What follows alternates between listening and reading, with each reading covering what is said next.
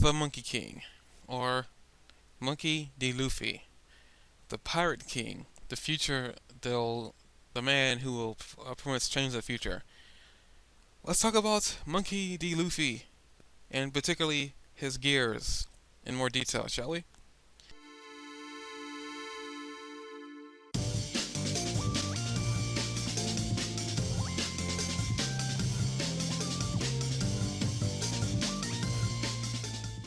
Hey everyone, welcome to another One Piece talk, theory, speculation, whatever you want to talk about. This is in particularly pointing out Luffy's abilities in terms of like his I guess you could call his transformations. Cause I guess you can consider those transformations, the potential for future transformations down the line. Also talking about, since I never talked about this before, but Luffy's potential towards an awakening, which I did say and made a very, very strong statement that Luffy will get awakening, because it's almost evident. Like I said, I still stand by Luffy getting awakening.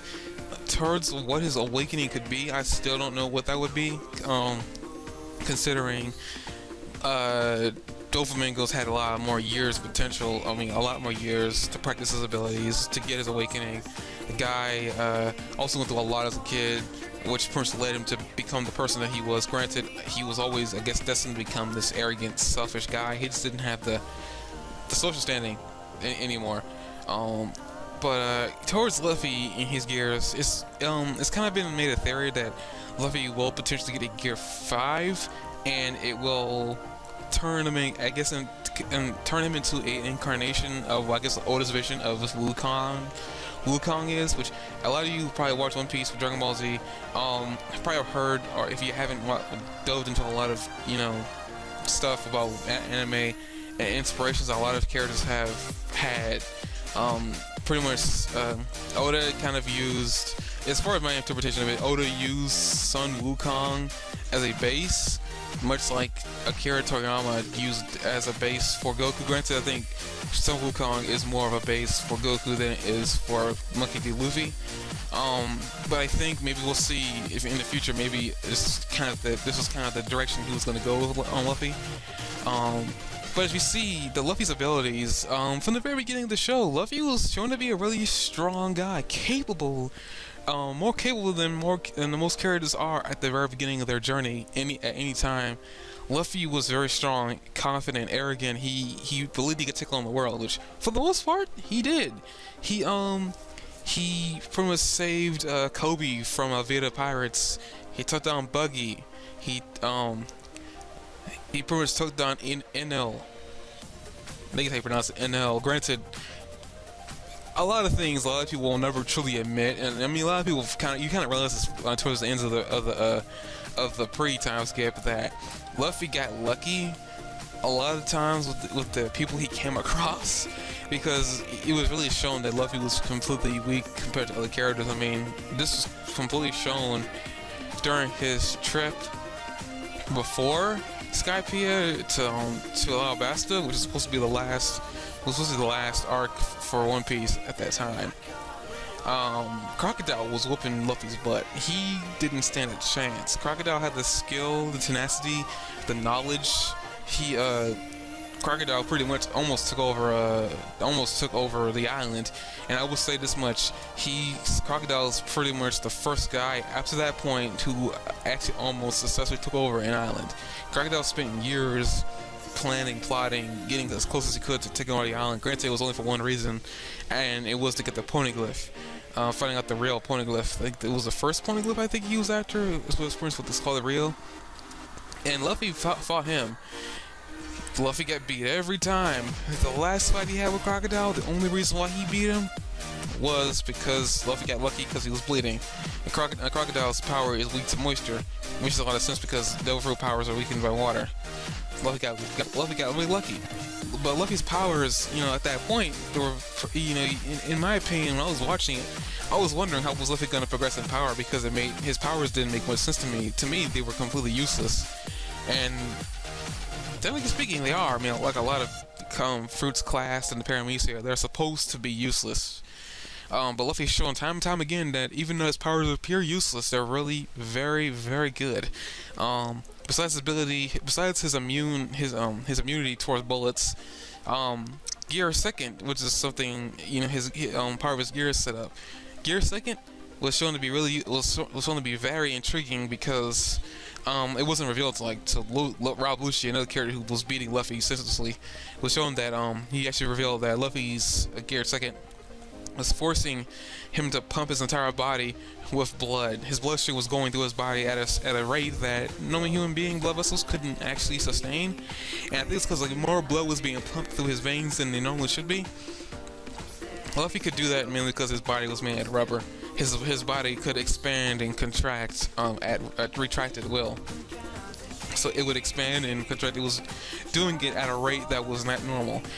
This allowed Luffy to do things that he wasn't capable of beforehand, and actually it's Luffy's most used gear to date. He uses this thing much more later on, to the point where it becomes part of his main fighting style, which just gave him a boost in power that he needed. He needed to be able to fight enemies. He needed to also be able to move at a speed that he couldn't move at before. Pretty much the Gear Second allowed him to do that. Then Gear Third, his second ability that we were shown, we actually got kind of a lot of hints at this later on, that apparently he had another ability, and he called it Gear 3.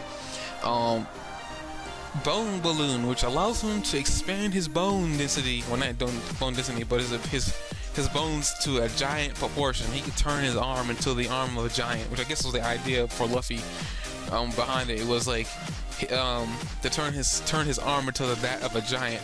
But I'm curious, like, is there enough power behind that ability that he could actually lay out a giant? Maybe we'll find out in Elbaf, because we'll have to see if there's going to be a giant antagonist, which would be kind of cool. There was a giant antagonist. We had those abilities. Then, at the time skip, post-time skip, we found that Luffy had more control over his abilities. Now, Gear Second isn't so dangerous because Luffy can actually just activate it in a portion of his body, which was a very good idea that Luffy got more control over that. Then, because that evolved, he managed to be able to imbue hockey to it. So now his Gear Second is a lot more viable in a sense. He got more abilities. He got the Gum No Red Hawk, which in my opinion makes absolutely no sense. Then he improved his Giant's Balloon, so it no longer Bone Balloon. Now it no longer shrinks his entire body when he uses it. It has no backwards effect. I will say that I think the only effect that Bone Balloon has is that he actually just slows down when he tries using it, because he's got to move such a huge part of his body into a position to be able to use this. So I think it's why he's only made one technique called the Bear Magnum, which both his arms are expanded to giants, where he just hits the enemy really hard. Which is actually a really good idea, because I don't think having a giant arm, as much power that could be exuded through that, it's probably the most dangerous technique to use. Then we get hints that he might have another gear, because he talks to Doflamingo and he's finally activating Gear 4. Now this is probably the more intriguing transformation, because this is kind of the first transformation that Luffy's had in a long time where it physically changed the way he looked. Now, this is intriguing because it kind of has some repercussions. Well, not repercussions, but this kind of has a little this kind of gives us a look maybe at if there is a potential Gear 5. If there is a Gear 5, it's going to lead off from Gear 4, most definitely. A lot of people are saying that there might not be another Gear 5, there might be more stages to Gear 4. Now, I potentially don't see a Gear 5, but at the same time I could.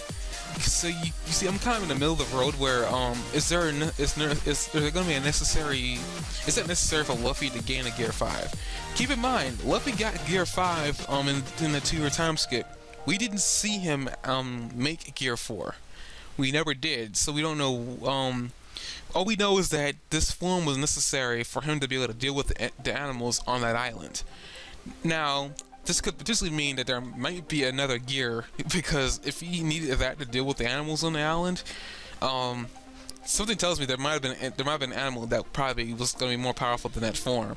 So Luffy might need to get another gear. Now, he only had 2 years of training on the island. 1 year was spent learning from Rayleigh. The other year,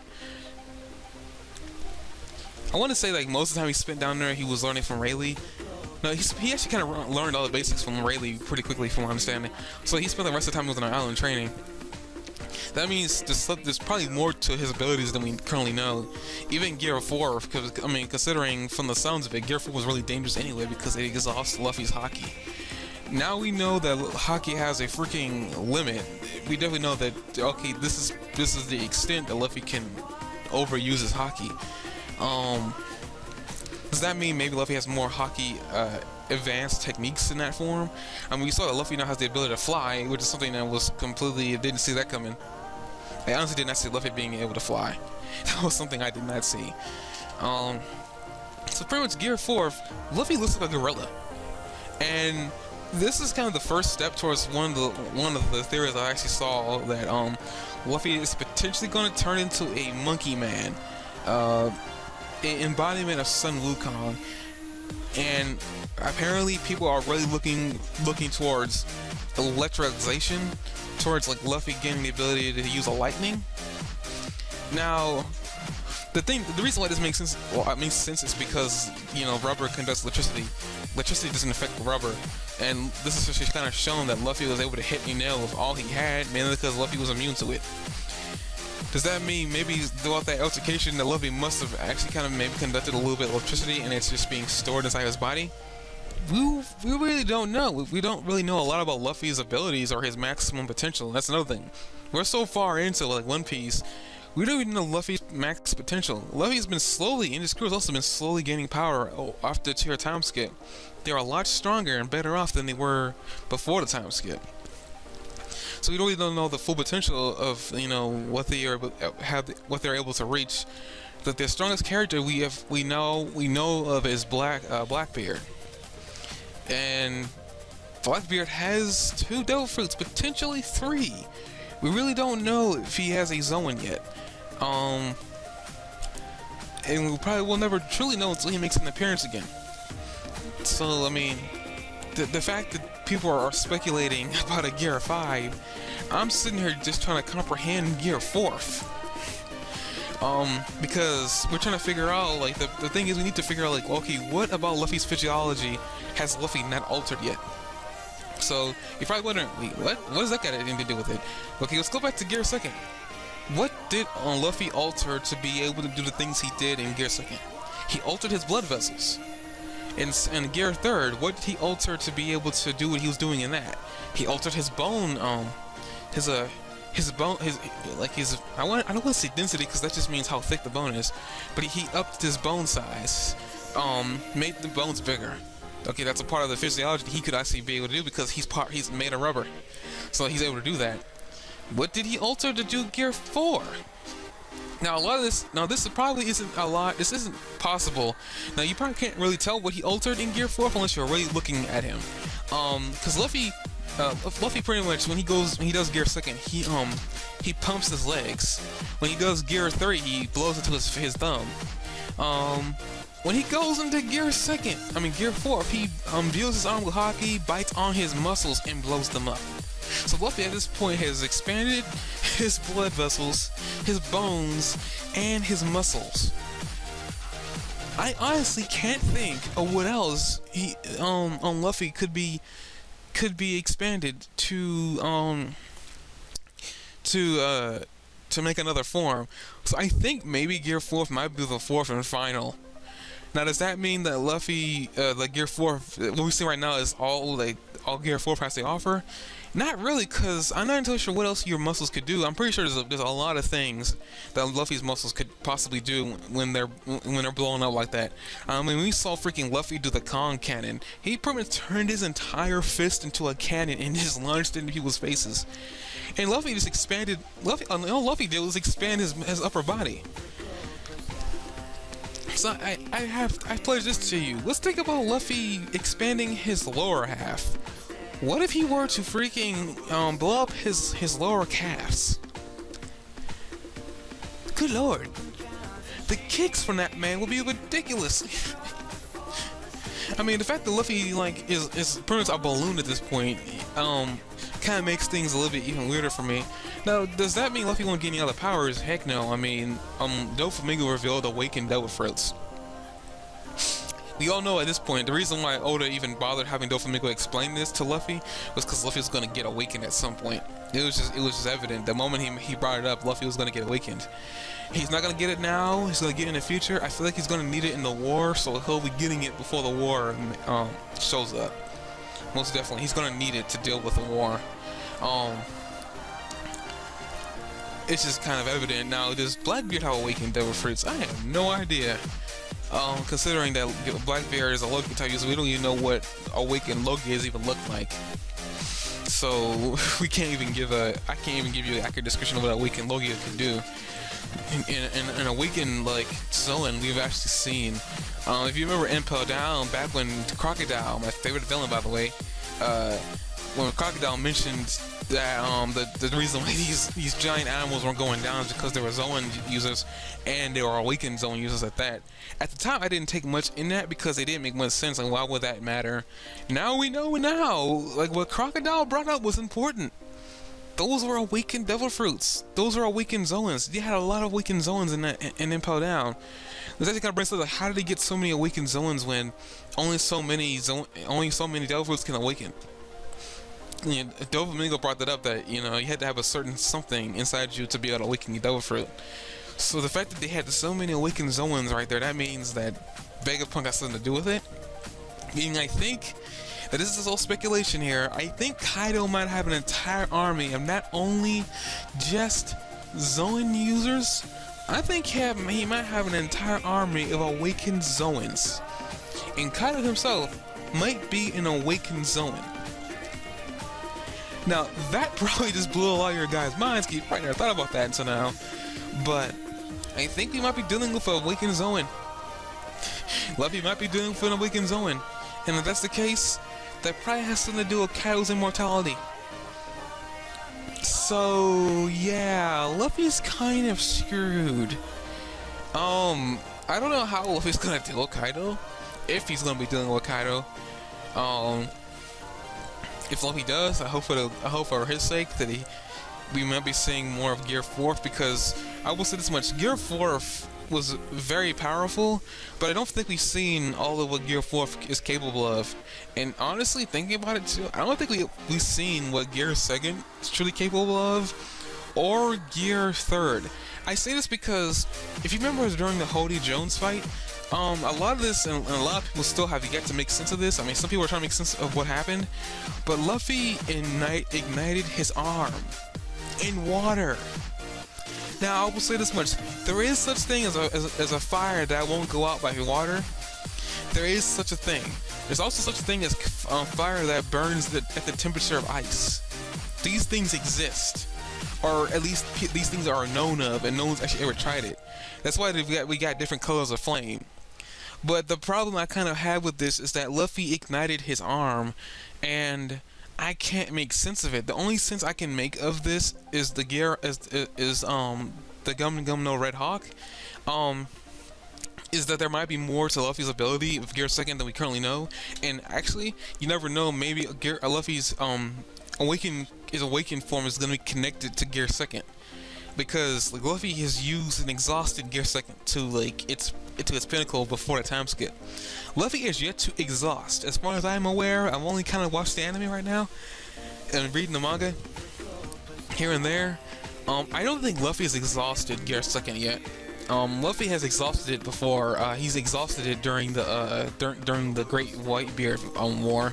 We all know this because Luffy's stamina was just completely, utterly gone. He needed Ivankov to stab him with syringes to give him the energy he needed. Luffy exhausted Gear 2nd at that point. So like that pre-time skip Luffy, Gear 2nd was maximized at that point. He could not make it any stronger. That's why he kind of needed to depend on his awakened Conqueror's Hawk to do anything, because if it wasn't for that, Luffy would have died during that war. He would have died. So yeah, that. Before we end this video off, I just want to say that I guess in my mind, from what I'm talking about, there won't be a Gear 5.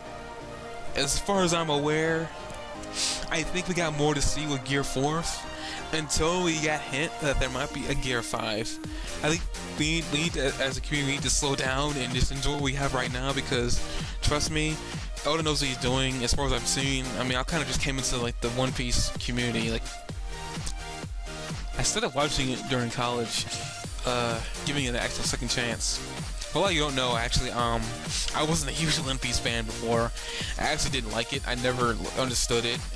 It wasn't some of my friends in high school were bringing stuff up. I started watching fights from One Piece that I actually wanted to give the anime a chance. I tried once, fell out of it pretty quickly. I gave it a second chance during college. And I will say that second chance is probably the best second chance I ever gave any show in my entire lifetime. I actually really thoroughly enjoyed the English dub. It was amazing. Funimation is doing a good job with this freaking show, and I'm really can't wait to continuously follow One Piece all the way to the end. But I can't see Gear 4 until we've seen the maximum potential of Gear 4. And people are bringing out theories that Gear 4 might have stages. Which I will say this much: if that is the case, then Gear 4, we don't even know the maximum potential of that thing, and we won't know for some time, because like until Luffy's nearly exhausted it, we won't know how far he can take it. So far, Luffy's shown a lot of abilities. Granted, we really won't. I don't think we'll ever fully see potential behind it, because I thought about this. Gear 4 has a time limit. Luffy can only use it for a certain amount of time before he deflates. And then once he finally deflates, his hockey is exhausted. So, with that in mind, unless Luffy's mostly not going to use Gear 4 until it's a last-minute ditch effort against a villain, so Gear 4 will never be used unless it's against the main baddie. So we'll most likely definitely see Gear 4 used against a lot of the main villains, such as Kaido, the main villain of the Samurai of Wano Country arc, the main villain of the Elbaf arc, the main final villain of the show, which at that point he probably won't be needing Gear 4, because he'll probably have another overpowered ability by that point. But as for his gears, Luffy's just using the natural elasticity of his fruit to his advantage. Most people with a paramecia probably never had thought to do a lot of what Luffy's doing. Even I wouldn't have thought to be doing a lot of what Luffy's doing. He's actually using the natural abilities of his fruits to his advantage, which is another thing I want to talk about too in another video. It's like, why are the paramecias at this point of the series so overpowered? To me, I think the last final fight, well, not the last final fight, there's going to be a lot more overpowered paramecias in the show. I mean, if Doflamingo isn't a perfect example of an overpowered paramecia, I don't know what is, because this guy has a paramecia type Devil Fruit, and they're said to be freaking useless. But at this point, I don't think we can make that assumption anymore. I think the paramecias are just as powerful, probably even more powerful than the Logias. I'm probably gonna get a lot of hate for saying that, but honestly, you can actually take a Logia down pretty easily. I mean, look at Haki. Haki was just something I honestly feel like was introduced into the story just to deal with the Logia types, just to deal with them. But because of Haki's natural resilience towards Devil Fruit users in general, it can counteract every Devil Fruit that exists. So we got that going for us right now. Like, I honestly feel like we're going to see a lot more paramecias, mainly because they're just a lot more common. Shoot, like, they are so common. But that's not for this video. I'm gonna probably, if I do a video on the paramecias and like how powerful they can be, let me know if you want to hear that thought. Because honestly, I've talked this with my friend at length before, that we both agree that the paramecias aren't as weak as people lead them on to believe, and they might have been really weak at the very beginning of the show, but tell me, I'll say this much: they have gotten stronger and more overpowered as the series went on. I feel like Oda really wanted the paramecias to be the breakout Devil Fruit type for the new world. In my opinion, I think we're going to be seeing a lot more paramecias with abilities that we think are completely useless. Well, see you guys next time for the next video.